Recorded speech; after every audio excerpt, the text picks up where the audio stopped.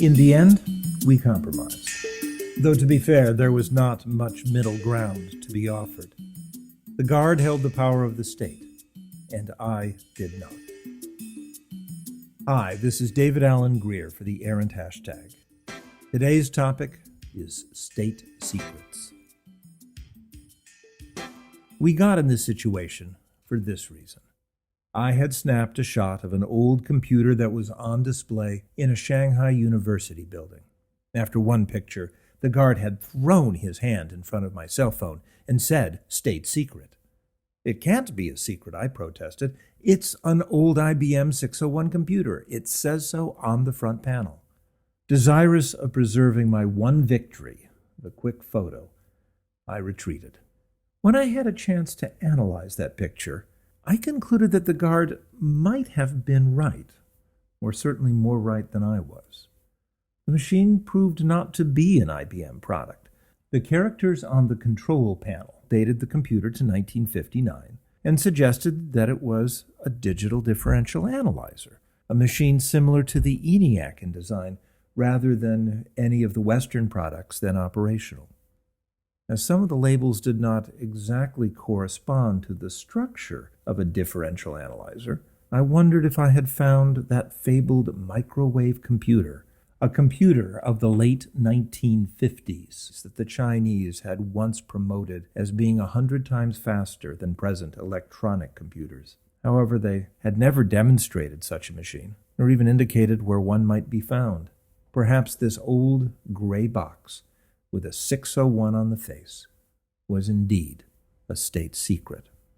The alleged microwave computer was part of a golden age of Chinese computing, one that lasted from 1958 to 1960. Officials proclaimed these years the science of programming and operations movement, and they corresponded roughly with the Great Leap Forward. In this movement, they tried to raise the proficiency of their computing community, according to a contemporary observer, to a level equal with that of the rest of the world in as short a time as possible. This era ended with the Sino-Soviet split, which slowed the flow of technology into China. China wasn't quite at the level of the rest of the world. It wasn't really even at the level of Russia.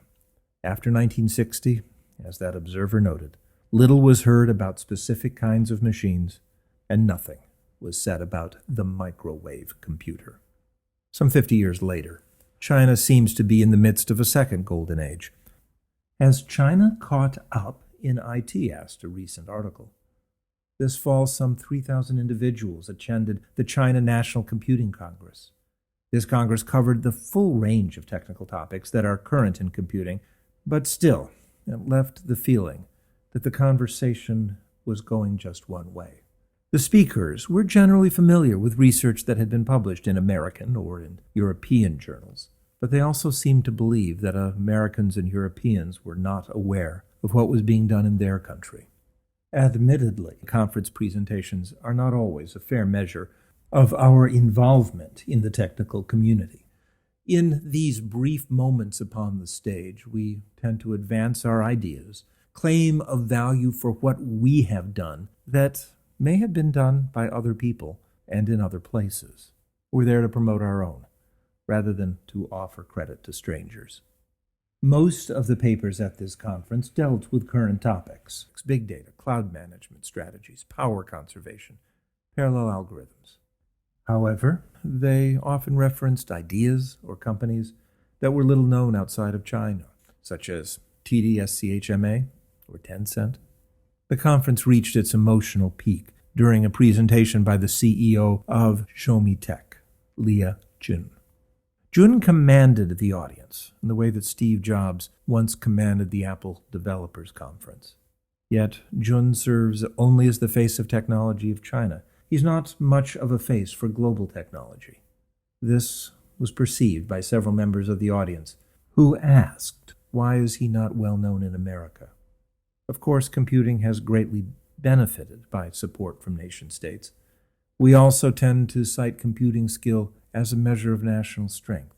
Yet if computing is truly a universal technology, a tool that transcends borders and languages, we'll need to disentangle it from national goals and secrets. We undoubtedly will have our state secrets about certain kinds of software or hardware or other things we believe will give us superiority in the global marketplace. But we are already engaged in a global conversation about this technology, and it's important for all parties, including those that have been established powerhouses, to listen and to ask questions, as well as to talk of their own accomplishments and describe what their state has done. This is David Allen Greer for the Errant hashtag. Take care.